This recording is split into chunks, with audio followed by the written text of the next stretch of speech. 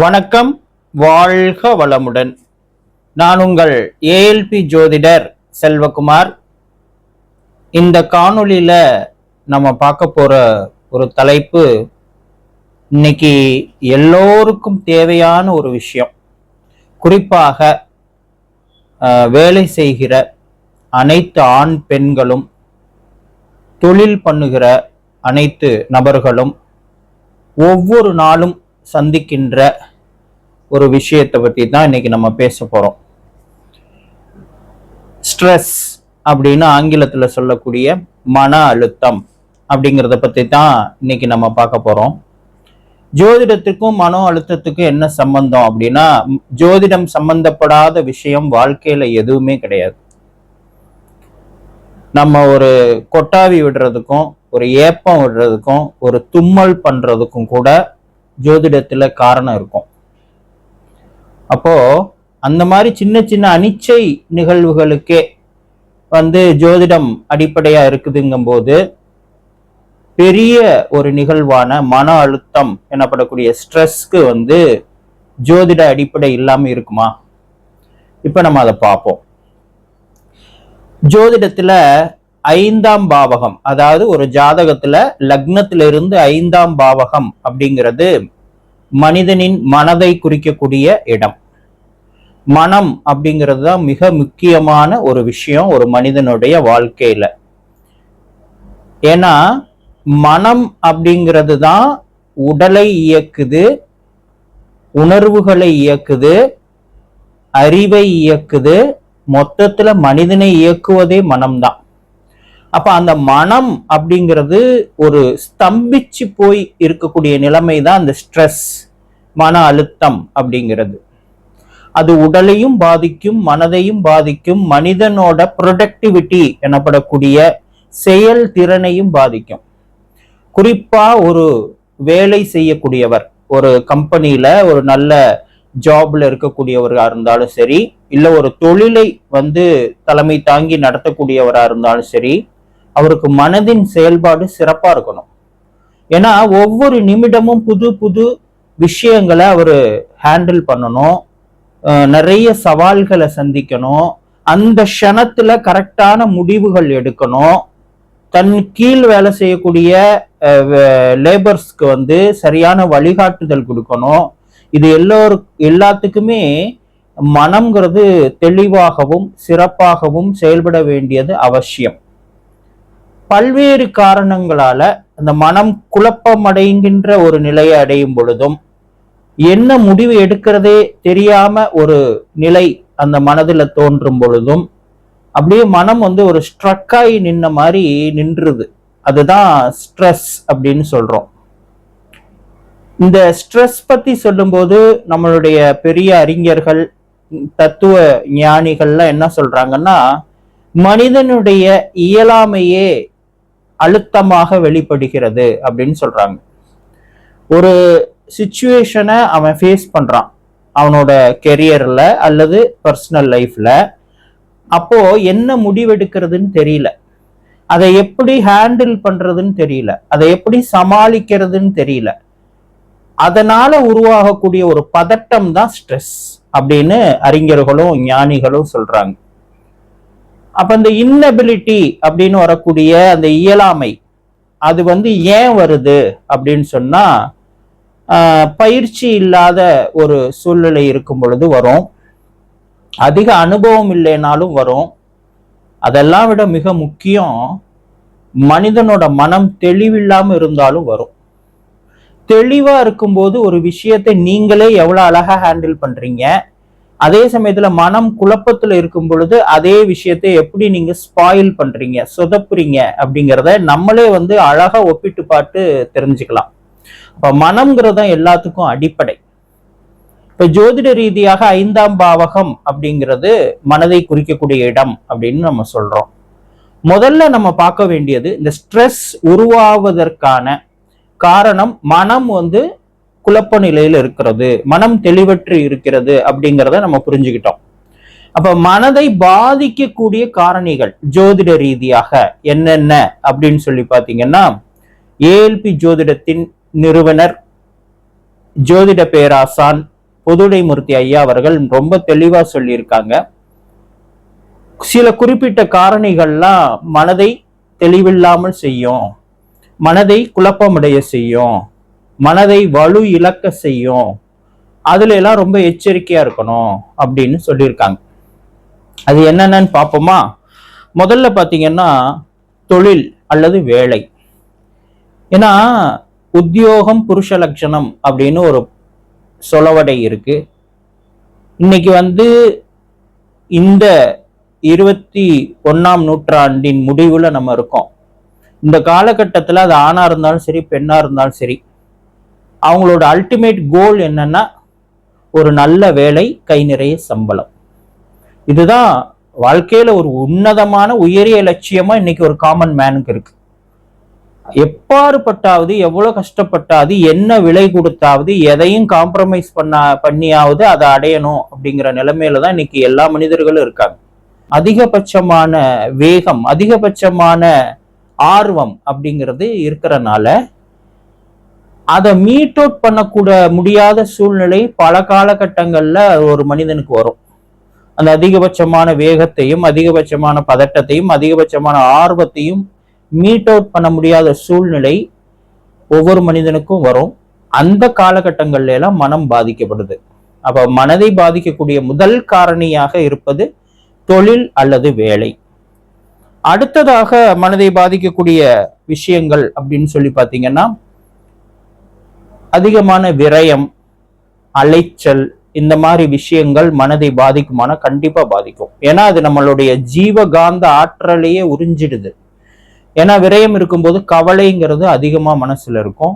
அப்ப அது நம்ம ஜீவகாந்த ஆற்றலையே உறிஞ்சி எடுத்துரும். அதே மாதிரி அலைச்சல் அதிகமா இருக்கும் பொழுது உடல்ல இருக்கிற ஆற்றல் பூரா உறிஞ்சப்பட்டுரும். அப்பவும் மனம் சோர்வடையும். தூக்கம் மிக முக்கியமான விஷயம். இன்னைக்கு பெரும்பாலான இளம் தலைமுறையினர், அது ஆணா இருக்கட்டும் பெண்ணா இருக்கட்டும், தூக்கத்துக்கு முக்கியத்துவமே கொடுக்கறது இல்லை. நைட் லைஃப் அப்படின்னு பெருமையா சொல்லிக்கிறாங்க. சூரிய அஸ்தமனத்துக்கு அப்புறம் தான் அவங்க வாழ்க்கையே துவங்குதுன்னு சொல்றாங்க. வேலை செய்யறதே நைட்ல வேலை செய்யறத தான் நிறைய கம்ஃபர்டபுளா நினைக்கிறாங்க. ஆனா இது எல்லாமே நம்மளுடைய உடல் அமைப்புக்கும் இயற்கை அமைப்புக்கும் முரணானது. இதற்கான விலையை நம்ம கொடுத்துதான் ஆகணும். அப்ப தூக்கத்தை நீங்க உதாசீனப்படுத்தும் பொழுது உடல் முதல்ல பாதிக்கப்படுது, அதன் தொடர்ச்சியாக மனமும் பாதிக்கப்படுது அப்படிங்கிறத பார்க்கணும். அடுத்த காரணி அப்படின்னு சொல்லி பார்க்கும் பொழுது குடும்பம். இன்னைக்கு இந்திய சமூகத்துல குடும்பம் அப்படிங்கறதுதான் முக்கியமான அடிப்படை ஒரு தனி மனிதனுக்கு. அந்த குடும்பத்துல ஏதாவது பிரச்சனைகள், கருத்து வேறுபாடுகள் இதெல்லாம் இருந்துச்சுன்னா மனம் தெளிவற்று இருக்கும், மனம் குழம்பிய நிலையில இருக்கும் அப்படிங்கிறத நம்ம தெரிஞ்சுக்க முடியும். படிக்கிற மாணவர்களுக்கு கல்வி, அது படிக்கணும், அதுல நிறைய மதிப்பெண்கள் வாங்கணும், நீட் கிளியர் பண்ணணும், ஜேஇ கிளியர் பண்ணணும், நல்ல காலேஜ் கிடைக்கணும், நம்ம நினைக்கிற கோர்ஸ் கிடைக்கணும், அதுக்கப்புறம் அதுலயும் நல்லா ஸ்கோர் பண்ணணும், கேம்பஸ்லயே கிளியர் பண்ணி நல்ல கம்பெனில ஜாப் கிடைக்கணும், அப்ராட் போகணும், இவ்வளவு ஒரு அழுத்தங்களை அந்த குழந்தை மேல திணிக்கிறாங்க பெத்தவங்க. அப்போ அதுவே ஸ்ட்ரெஸ்ஸா மாறுது அந்த குழந்தைங்களுக்கு. அப்ப கல்வி, குடும்பம் இதெல்லாம் ஸ்ட்ரெஸ்ஸை உருவாக்கும். அடுத்ததாக நம்ம பார்க்கக்கூடியது வீடு, வண்டி, வாகனம், சொத்து, சுகம், இந்த விஷயங்கள். ஏன்னா இப்போ ஒரு படிச்சாச்சு, ஒரு வேலை கிடைச்சிருச்சு, நல்ல வேலை, கை நிறைய சம்பாதிக்கிறோம்னா அடுத்து என்னன்னா அவனோட கோல் மாறிடுது. நான் சொந்தமா வீடு வாங்கணும், சொந்தமா கார் வாங்கணும், இப்படி மாறுது. வீடும் காரும் வாங்கினதுக்கு அப்புறம் அதுக்கப்புறமாவது அந்த கோல் நிக்குதானா? நிக்காது. திருப்பி இன்னொரு வீடு வாங்கணும், இல்லைன்னா ஒரு வீட்டு மனை வாங்கி போடணும், அது ரேட் ஏறும், அது வாங்கி போடணும். இங்க கார் நான் ஒரு சாதாரண கார் தான் வச்சிருக்கேன், இதுல இருந்து அப்கிரேடடா ஒரு எஸ்யூவி வாங்கணும், இல்லைன்னா ஒரு லக்ஸரி கார் வாங்கணும். இப்படி கோல் மாறிட்டே போகுது. இப்படி கோல் மாறிட்டே போகும்போது அதை அச்சீவ் பண்ணணுங்கிற வெறி ஏற்படுது. அப்போ அதுக்காக உழைக்கிறோம். சப்போஸ் அந்த கோலை அச்சீவ் பண்ண முடியல, அல்லது அது தள்ளி தள்ளி போகுது அப்படின்னா அது மனதை சோர்வடைய செய்யுது. இப்போ இந்த 4 காரணிகள், இந்த விஷயங்கள்லாம் தான் மன அழுத்தத்திற்கான முக்கியமான காரணிகள் அப்படின்னு ஜோதிடம் சொல்லுது. இந்த 4 விஷயங்களை நீங்க கரெக்டா ஹேண்டில் பண்ணிட்டீங்க, கரெக்டா இதை மேனேஜ் பண்ணிட்டீங்கனாலே பெரும்பாலும் உங்களுக்கு ஸ்ட்ரெஸ் வராது. இந்த ஸ்ட்ரெஸ்ஸை ஏற்படுத்தக்கூடிய விஷயங்களே இந்த 4 விஷயங்கள் தான். வேற தனியாலாம் ஸ்ட்ரெஸ் வர்றதுக்கு வாய்ப்பே இல்லை. சரிங்களா? அப்ப இந்த 4 விஷயங்களை கரெக்டா நம்ம ஹேண்டில் பண்ணணும் அப்படின்னா நமக்கு ஜோதிடம் தெரியறது ரொம்ப முக்கியம். என்னடா சுத்தி வளைச்சு ஜோதிடம் படிக்க சொல்றாருன்னு நீங்க நினைக்காதீங்க. வாழ்க்கையில நம்ம என்னென்னமோ கத்துக்கிறோம். வேலைக்காக காலேஜில் போய் படிக்கிறோம், ஸ்கூல்ல படிக்கிறோம், அதுக்கப்புறம் எக்ஸ்ட்ரா கோர்சஸ் ஆன்லைன்ல படிக்கிறோம், இன்ஸ்டியூட்ல போய் படிக்கிறோம். ஓகேயா? அப்புறம் எக்ஸ்ட்ரா கரிக்குலர் கராத்தே கத்துக்கிறோம், நீச்சல் கத்துக்கிறோம், மியூசிக் கத்துக்கிறோம், டான்ஸ் கத்துக்கிறோம், என்னென்னமோ கத்துக்கிறோம். வாழ்க்கை எப்படி வாழ்றதுன்னு கத்துக்கிறோமா? வாழ்க்கை எப்படி வாழணும், எந்த காலகட்டத்துல எதை செய்யணும், எதை செய்யக்கூடாது, எது நமக்கு கிடைக்கும், எது நமக்கு கிடைக்காது, எதுல நம்ம கவனம் செலுத்தணும், எதை நம்ம புறக்கணிக்கணும், அப்படிங்கிற மாதிரியான அழகான கைட்லைன்ஸ் எல்லாம் உங்களுக்கு வேணும், வழிகாட்டுதல்லாம் உங்களுக்கு வேணும்னா அது ஜோதிடத்தால மட்டும்தான் முடியும். ஜோதிடம்ங்கிறது ஒரு முழுமையான அறிவியல், அது ஒரு பக்கா சயின்ஸ். நீங்க அதை மதத்தோடையோ இல்ல வேற விஷயங்களோடையோ கனெக்ட் பண்ணிக்க கூடாது. ஜோதிடம்ங்கிறது எப்படி ஒரு அஸ்ட்ரானமி அப்படிங்கிறது ஒரு சயின்ஸோ அதே தான் அஸ்ட்ராலஜி. அஸ்ட்ராலஜிங்கிறது தான் பின்னாடி காலத்துல அஸ்ட்ரானமியா மாறுச்சு.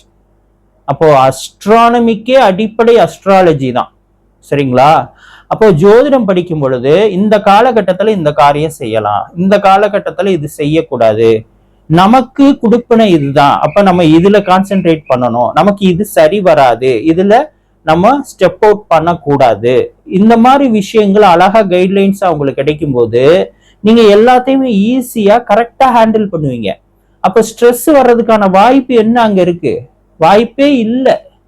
அது மீறி ஸ்ட்ரெஸ் வந்தாலும் அதை எப்படி சரி பண்ணிக்கணுங்கிறதுக்கும் ஜோதிடம் ஆலோசனைகள் சொல்லும், வழிகாட்டுதல்கள் கொடுக்கும். சரிங்களா? சரி, இப்ப ஜோதிடம் படிக்கிறங்கிறது முக்கியமான ஒரு சொல்யூஷன் ஸ்ட்ரெஸ்ஸுக்கு. அது நிரந்தரமான சொல்யூஷனும் கூட. அது இல்லாம வேற என்னென்ன சொல்யூஷன்ஸ் இப்ப நம்ம டெம்பரவரியா பண்ண முடியும் அப்படின்னு சொல்லி பாத்தீங்கன்னா சில விஷயங்கள் ஜோதிடம் சொல்லுது. மூச்சு பயிற்சி எனப்படக்கூடிய பிராணாயாம பயிற்சி.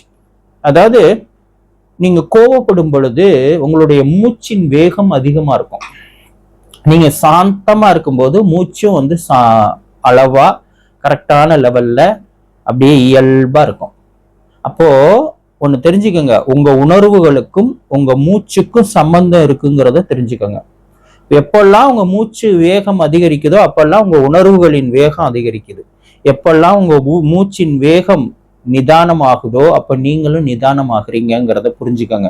அப்ப மூச்சை கட்டுப்படுத்த வேண்டியதும் மூச்சை நெறிப்படுத்த வேண்டியதும் உங்களுடைய வேலை அப்படிங்கிறத புரிஞ்சுக்கணும். அதுக்காக நம்ம முன்னோர்கள் உருவாக்கி கொடுத்ததுதான் மூச்சு பயிற்சி எனப்படக்கூடிய பிராணாயாம பயிற்சி. ஸ்ட்ரெஸ் மேனேஜ்மெண்ட்ல, மன அழுத்த மேலாண்மையில மிக முக்கியமான ஒரு சொல்யூஷனா நீங்க யோகா சென்டருக்கு போனீங்கன்னா ஃபர்ஸ்ட் கொடுக்கறது இந்த மூச்சு பயிற்சி தான், பிராணாயாம பயிற்சி தான். இதை கரெக்டா நீங்க செய்ய செய்ய செய்ய உங்க மூச்சு இயல்பானதாக இருக்கும். இப்ப நீங்களும் நிதானமா மாறுவீங்க, உங்க உணர்வுகள் கட்டுப்படுத்தப்படும், உங்க மனம் ஒருநிலைப்படும். இதை செய்யும் பொழுது உங்களுக்கு கான்சென்ட்ரேஷன் பவர் இன்க்ரீஸ் ஆகும், மெமரி பவர் இன்க்ரீஸ் ஆகும். ஓகேங்களா? உங்களுடைய ரத்த ஓட்டம் சீராகும். பிபி அதிகமா இருக்கிறவங்க, ஹை பிபி இருக்கிறவங்க, லோ பிபி இருக்கிறவங்க எல்லாம் கண்டிப்பா மூச்சு பயிற்சி செய்யணும். மன உளைச்சல் அதிகமா இருக்கிறவங்களுக்கு அருமையான தீர்வு மூச்சு பயிற்சி எனப்படக்கூடிய பிராணாயாம பயிற்சி. அப்போ பக்கத்துல இருக்கிற கரெக்டான ஒரு யோகா சென்டர்ல போய் நேரடியா போய் கத்துக்கோங்க. தயவுசெய்து இந்த ஆன்லைன்ல எல்லாம் கத்துக்காதீங்க. நேரடியா ஒரு குருகிட்ட போய் உட்காந்து கத்துக்கங்க மூச்சு பயிற்சி அல்லது பிராணாயாம பயிற்சி. அதை கத்துக்கிட்டு டெய்லியும் காலை மாலை காலையில எழுந்த உடனே செய்யுங்க, நைட்டு தூங்குறதுக்கு முன்னாடி செய்யுங்க.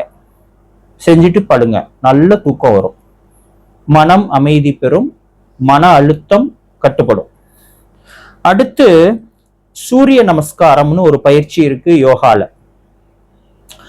காலையில சூரிய உதயமாகிற நேரத்துல சூரியனை பார்த்து செய்ய வேண்டிய பயிற்சி இது. ஒரு 14 ஆசனங்கள் இதுல அடங்கி இருக்கு. கொஞ்சம் செய்யறதுக்கு சிரமமா இருக்கும் ஆரம்பத்துல, செஞ்சு பழகிட்டீங்கன்னா அப்புறம் ரொம்ப எளிமையா இருக்கும். அற்புதமான பயிற்சி. இந்த 14 ஆசனங்களையும் நீங்க ஒரு 3 ரவுண்டு செய்யறதுக்கு ஒரு 20 நிமிஷம் தான் ஆகும். ஆனா சூரியனை பார்த்து வெட்ட வெளியில சூரியனோட கதிர்கள் உங்கள் மேல் படுற மாதிரி நின்று செய்யணும். சரிங்களா? இந்த சூரிய நமஸ்கார பயிற்சி ஒரு பயிற்சி ஒழுங்கா டெய்லி செய்யறவங்களுக்கு வேற உடற்பயிற்சியே தேவையில்லை. ஏன்னா உடலுக்கு தேவையான அத்தனை ஆசனங்களும் அதுல வரிசையா வந்துருது. அற்புதமான பயிற்சி. இந்த பயிற்சி செய்ய செய்ய செய்ய உங்க மன அழுத்தம்ங்கிறது பெருமளவு கட்டுப்படும் அப்படிங்கிறத சொல்ல முடியும். அடுத்து சந்திர தரிசனம். இது நம்ம முன்னோர்கள் நிறைய சொல்லியிருக்காங்க. ஜோதிடத்துல மனோகாரகன் அப்படின்னு சந்திரனை நம்ம குறிப்பிடுறோம். ஏன்னா மனோவேகம் அப்படின்னு சொல்லுவாங்க. மனதோட வேகத்தை கட்டுப்படுத்தவே முடியாது, அளக்கவே முடியாது. ஒரே நிமிஷத்துல செவ்வாய் கிரகத்துக்கும் போகும், அடுத்த நிமிஷத்துல நம்ம வீட்டுக்கும் வந்துடும் மனசு. அவ்வளவு வேகமானது மனம். அப்ப அந்த மனதனோட வேகத்தோட ஒப்பிடும் பொழுது அந்த அளவுக்கு வேகமுள்ள ஒரு கிரகம்னு சந்திரனை சொல்லலாம். ஏன்னா மற்ற கிரகங்கள்லாம் மாத கணக்குல வருடக்கணக்குல எடுத்துக்குது ஒரு ராசி மண்டலத்துல இருந்து இன்னொரு ராசி மண்டலத்துக்கு நகர்ந்து செல்வதற்கு. ஆனா சந்திரன் வெறும் 2.25 நாட்கள்ல ஒரு ராசி மண்டலத்தை கடந்து அடுத்த ராசி மண்டலத்துக்கு போயிடும். அதனாலதான் வேகமான மனதை சந்திரனோடு ஒப்பிடுறாங்க. மனோகாரகன்னு சந்திரனை குறிப்பிடுறாங்க. நீங்க கூட பார்க்கலாம், மனநிலை சரியில்லாத நபர்கள்லாம் பௌர்ணமி நாள்ல சந்திரன் உச்சமடைந்து முழு சந்திரனுடைய ஆற்றலும் பூமிக்கு கிடைக்கக்கூடிய பௌர்ணமி நாள்ல ரொம்ப ஆக்ரோஷமா மாறுவதை பாக்குறீங்க. அமாவாசை நாள்ல சுத்தமா சந்திரனோட கதிர்கள் பூமிக்கு கிடைக்காத நாள்கள்லயும் அந்த ஆக்ரோஷம் இருக்கிறத பாக்குறீங்க. ஏன்னா மனதிற்கும் சந்திரனுக்கும் பெருமளவு தொடர்பு இருக்கு அப்படின்னு ஜோதிடம் சொல்லுது. அப்போ அந்த சந்திரனுடைய கதிர்களை நம்ம மேல வாங்கணும். அதுக்கு என்ன பண்ணலாம்? நம்மலாம் சூரிய உதயத்தையும் பார்க்கறது இல்லை, சந்திரனையும் பார்க்கறதே இல்லையே. அப்போ நைட்ல நல்ல நிலா வெளிச்சத்துல குறைஞ்சது ஒரு 1/2 மணி நேரத்துல இருந்து 1 மணி நேரம் உட்கார்ந்து இருக்கணும். ஒவ்வொரு வீட்லயும் டெரஸ் இருக்கும், மொட்டை மாடி இருக்கும். போய் ஒரு பாய் விரிச்சு போட்டு நல்ல சந்திர ஒளியில உட்காந்து ஃபேமிலி மெம்பர்ஸ் எல்லாம் பேசுங்க, டிஸ்கஸ் பண்ணுங்க, அங்க உட்காந்து சாப்பிடுங்க. அந்த சந்திரனோட ஆற்றலை நம்ம முழுசா உடலுக்கு எடுத்துக்கணும். மற்ற நாட்கள்ல முடியலன்னா பௌர்ணமி அன்னைக்காவது செய்யுங்க. ஏன்னா சந்திரனுடைய முழுமையான ஆற்றல் அன்னைக்குதான் நமக்கு பூமிக்கு கிடைக்குது. நிலாச்சோறுனே சொல்லுவாங்க அந்த காலத்துல. பௌர்ணமி அன்னைக்கு வெட்ட வெளியில அல்லது டெரஸ்ல போயிட்டு பாய் விரிச்சு போட்டு குடும்பத்தார் எல்லாரும் உட்காந்து அம்மா உருட்டி உருட்டி சாதம் கொடுப்பாங்க, எல்லாரும் கையில வாங்கி சாப்பிடுவாங்க. நிலாச்சோறுன்னு சொல்லுவாங்க. அது பெருமளவு சந்திரனுடைய ஆற்றலை நமக்கு கிடைக்க செய்யும். அது மனதை தெளிவடைய செய்யும், மனதை திடமடைய செய்யும்.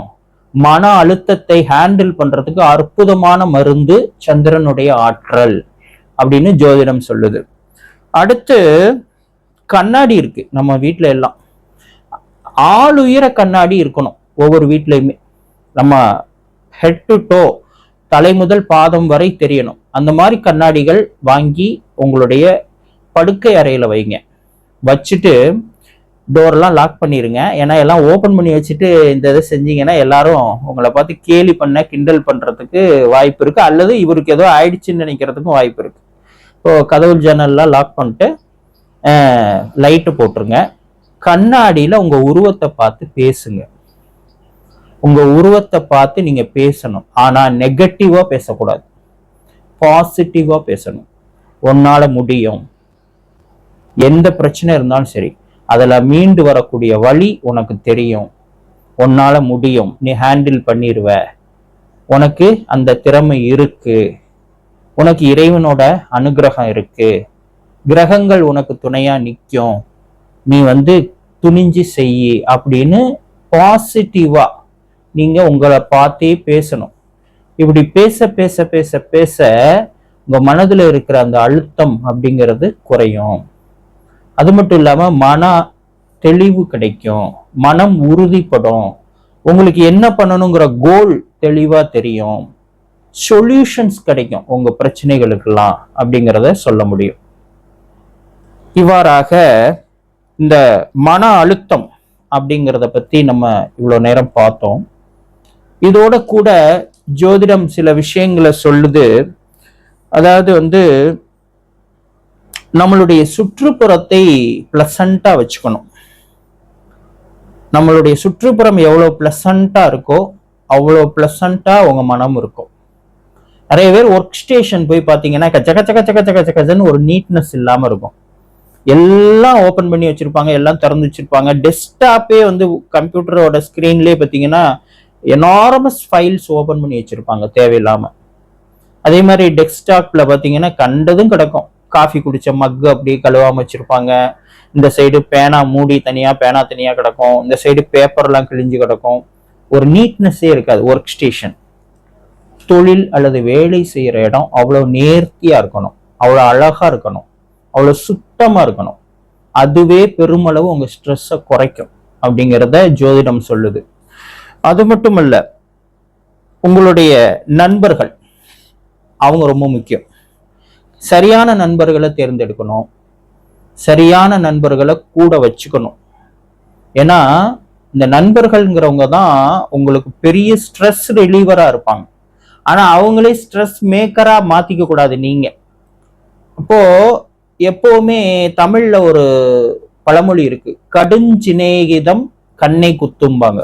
சிநேகிதம்னா நட்பு, கடும் சிநேகிதம் கண்ணை குத்தும் அப்படின்னு ஒரு பழமொழி இருக்கு. நட்பா இருந்தாலும் ஒரு டிஸ்டன்ஸ் இருக்கணும். அவங்க பர்சனலுக்குள்ள தேவையில்லாம உள்ள போறது, நம்ம பர்சனலுக்குள்ள அவங்கள தேவையில்லாம அலோ பண்றதெல்லாம் இருக்கக்கூடாது. ஏன்னா உயிர் நண்பன்கிறது வேற. ஆனா அலுவலக நட்பு, அலுவலகத்துல பக்கத்து டெஸ்க்ல வேலை பார்க்கறவங்க, பக்கத்து சேர்ல உட்கார்ந்து இருக்கிறவங்க, நம்மளுடைய சக பணியாளர்கள், இவங்கள்ட்ட இருக்க நட்பை பத்தி நான் பேசுறேன். அல்லது தொழில் செய்யற இடத்துல நமக்கு கீழே வேலை செய்யறவங்களா இருக்கட்டும், அல்லது நமக்கு ஈக்குவலா வேலை செய்யறவங்களா இருக்கட்டும், அவங்கள பத்தி தான் நான் பேசுறேன். உயிர் நண்பர்களை பத்தி நான் பேசல. இப்போ ஒரு டிஸ்டன்ஸ் மெயின்டைன் பண்ணணும், அதே சமயத்துல ரொம்ப இணக்கமாக நட்பாக இருக்கணும். அவங்களுக்கு தேவைகள் இருக்கும்போது நம்ம அவங்க கூட நிக்கணும், நமக்கு தேவைகள் இருக்கும்போது அவங்க நமக்கு கூட இருக்கிற மாதிரி பார்த்துக்கணும். ஸோ இதுவும் ரொம்ப முக்கியம் அப்படிங்கிறத சொல்ல முடியும். அடுத்து நம்மளுடைய கம்யூனிகேஷன். நிறைய பேர் கம்யூனிகேட் பண்ணவே தெரியல. எப்படி கம்யூனிகேட் பண்ணணும்? அதாவது கம்யூனிகேஷன் அப்படிங்கிறது எப்படின்னா, நேருக்கு நேர் பார்த்து பேசுறது கம்யூனிகேஷன் இல்லை. கம்யூனிகேஷன் அப்படிங்கிறது இன்னொரு டிவைஸ் மூலமாகவோ அல்லது இன்னொரு மனிதரின் மூலமாகவோ மற்றொருவரை தொடர்பு கொள்வது. இப்போ ஒரு போன்ல பேசுறோம், மெசேஜ் அனுப்புறோம், வாட்ஸ்அப்ல மெசேஜ் அனுப்புறோம், இமெயில் அனுப்புறோம், அதெல்லாம் கம்யூனிகேஷன். நேருக்கு நேரா ஃபேஸ் டு ஃபேஸ் பார்த்து பேசுறதுங்கிறது வேற, அது பேச்சு, கான்வர்சேஷன். அது கான்வர்சேஷன், இது கம்யூனிகேஷன். கம்யூனிகேஷன்ல நீங்க லேகிங்கா இருந்தீங்கன்னா கண்டிப்பா உங்களுக்கு ஸ்ட்ரெஸ் வரும். இது ஜோதிட ரீதியா சொல்றேன் நான்.